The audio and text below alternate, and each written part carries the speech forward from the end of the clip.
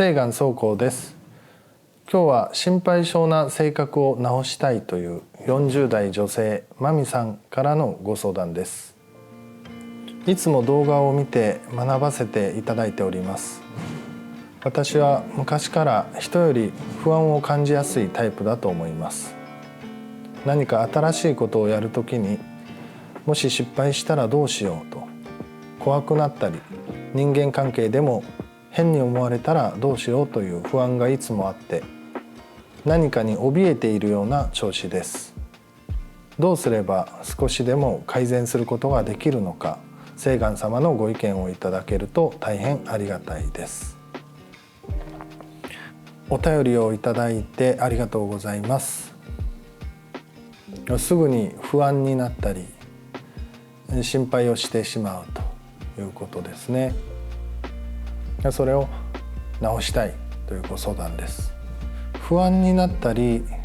心配性な自分の性格または体質を直したいと書いてくださっておりましたが、性格とか体質ってそんなに変えられるものじゃない場合が多いですよね。だけれど、救いはですね、結構普通に私たちはあの人の性格はいいとか、この人の性格はこうだとか、そんなふうに表現しますけども、性格って何ですかねと、体質って何ですかねって、あんまり明確にみんな同じことを答えられるような言葉ではないですよね。だから割と主観だから、性格や体質は直せないということももちろん一理ありますけども、その性格や体質と呼んでるもの自体がふわふわっとしてよくわからないものなので、いつでもどこでも変えられる、そんなふうにも考えることができるなと思うんです。とにかくまみさんはですね、何かと心配してしまったり、すぐに不安になったり、人の顔色を見て変に思われたくないなっていう気持ちがあるわけなんですね。でそれを何とかしたいということですね。私はよくですね、他のご相談でも同じようなことをお答えしているので、いつも言ってることは他の動画でもまた見てくださって、やってみていただければと思います。今を生きるとかね、過去未来を忘れるとかね、そういうことです。それとは別にもうちょっと具体的にまみさんが今すぐにでも取り掛かれるような、そしてそれをやりながら、少しでも不安とか心配を減らせるような、言い換えると性格とかそういう体質を直すことができるようなお守りをお伝えします。まず不安ということですね。心配でもいいですけど、先ほどその性格とか体質って何ですかね、よくわかんないものですよね、主観的ですよねというお話をしました。この不安というものも実はそうなんですよね。不安とは言っても、そのいい不安、例えば私たちは車にひかれたら危ないという不安があるから信号を守ったりしますよね。それも不安と呼べるわけです。すごい晴れ舞台がこの後迫っていて、何かの発表会でもいいでしょう。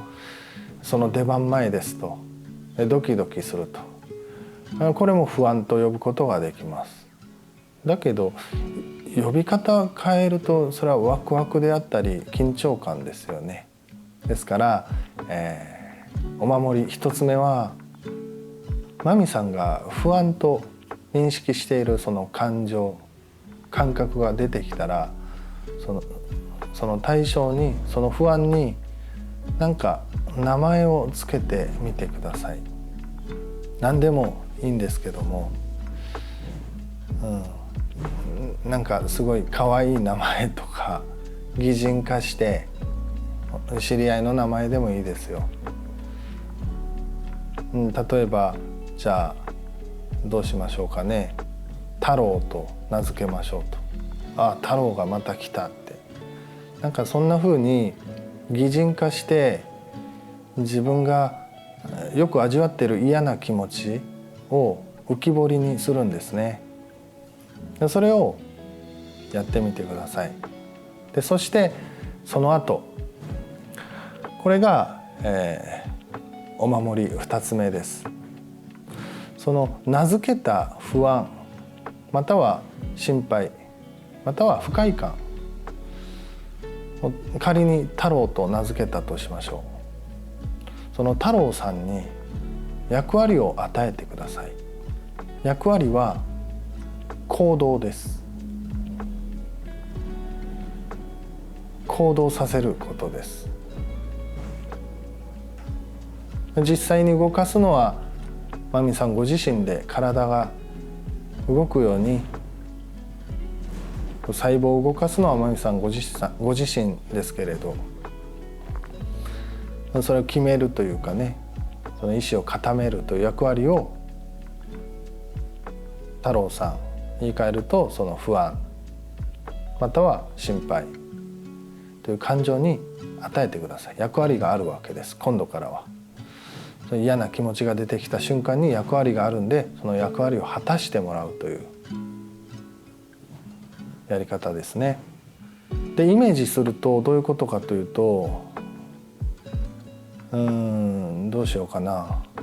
明日会社に行くのが嫌だとしましょう。仕事に行くのが嫌ですと、そういう気持ちが今現れました。あ、太郎さんまたいらっしゃいということですね。太郎さん来たので、役割を果たしてください。あなたの役割は行動を決める、行動を起こすということですと。じゃあ具体的にどうするかということを考えなきゃいけませんね。明日仕事に行くのが嫌だという気持ちですから、それを解決していくための何かしらアクションを取るということです。明日仕事に行くのが嫌な理由が、何か提出物があるんだけどうまいこといくかわからないと、怒られるかもしれないし怒られないかもしれない完成度ですと。じゃあどうすると、その資料をもう少し手直しすればいいんですね。または気まずくてあまり話したくない人がいるとしましょう。そしたらその人とあまりコミュニケーション取らなくていい方法を考えればいいんです。それを探す、今からですね。朝起きるのが辛いから嫌だというんであれば早く寝るという行動を選択すればいいんですね。とりあえず今嫌な気持ち自体を消したい。そうしたら明日のことは考えなくて済む。どうせ起きたら行く。私はそういう人だというんであれば今気が紛れるような何か行動をすればいいんですね。好きなアイスを買いに行って食べるとか、なんか好きな動画でも探してみるとか、あまりあれだこれだと例えをたくさんお伝えしてもキリがないので、そんなところにしますけど、何とでもできるわけです。不安だったり、後悔もそうですね。出てきたらそういう今ここにないものを考える理由はもう行動するため、あるいは行動すると決めるため以外の用途はいらないんですよ。ですからそういう役割を不安、心配、後悔、そういう嫌な気持ちに与えるということをやってみてください。しんどくて辛い、自分の心配性な性格が嫌だというのはずっと考えすぎてるからなんです。考えてばかりいて何も決めずに動かないと、全く決めて全く動いてないわけではないんでしょうけど、バランスが悪いんですね。もうずっと動いてたまに考えるぐらいになればベストです、心配性な人は。ですからその訓練としてお守りをきっちりとこなして、早くマミさんが楽になりますようにと、治せますようにと願っております。頑張ってください。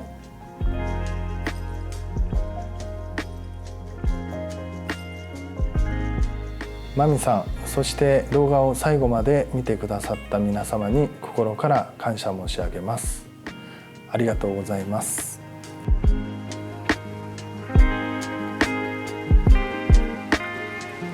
お気づきやご感想があればぜひコメントで教えていただけると嬉しいです。お悩み相談がある方は概要欄にご相談窓口のリンクもございますので、お便りくださいましたら幸いです。